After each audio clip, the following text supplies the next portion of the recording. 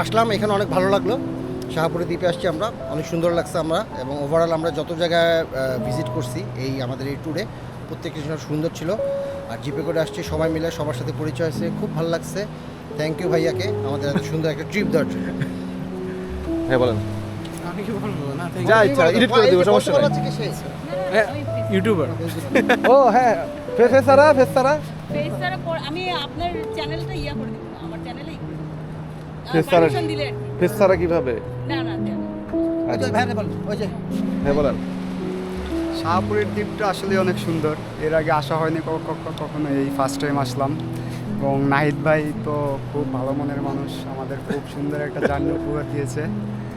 বিশেষ করে খাবারটা ছিল খুবই বেস্ট, খাবারটা মানে অতুলনীয়, খুব বেস্ট খাবার ছিল।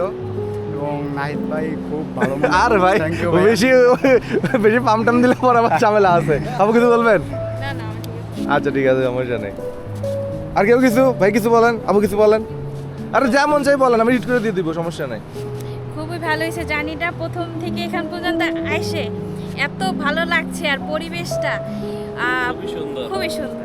ওই যে বলেন জার্নি কেমন ছিল? জার্নিটা অসাধারণ ছিল, আশা করি সবাই ভাইয়ের সাথে আসবেন। এই দ্বীপটা কেমন লাগছে সেটা বলেন। এই দিকটা একদম, আমরা এখন আছি বাংলাদেশের একদম সর্বশেষ সীমান্তে, মানে একদম লাস্ট বর্ডারে।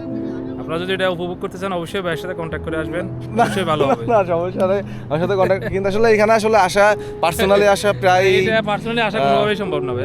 আসলে এখানে পার্সোনালি আপনারা আসতে গেলে ভয় পাবেন। আপনি একটা কাপল এখানে দেখছেন তো, সিমসাম মানে কেউ না এখানে, ওইখান থেকে এখানে ওই কিভাবে যাবো বা হ্যান তেন, আসলে এটা সম্ভব না এটা কখনোই গ্রুপ সম্ভব ছাড়া বা একটা গাইডলাইন ছাড়া। পার্সোনালি দেখেন, আমি কিন্তু এখানে অনেকবার আসছি, তার জন্য কিন্তু আমি ইজিলি আনতে পারি। তারপরেও মাঝে মাঝে বিজিবি একটু প্রবলেম করে, বলে, তারপরেও গাইড পরিচয় দিলে খুব একটা প্রবলেম করে না।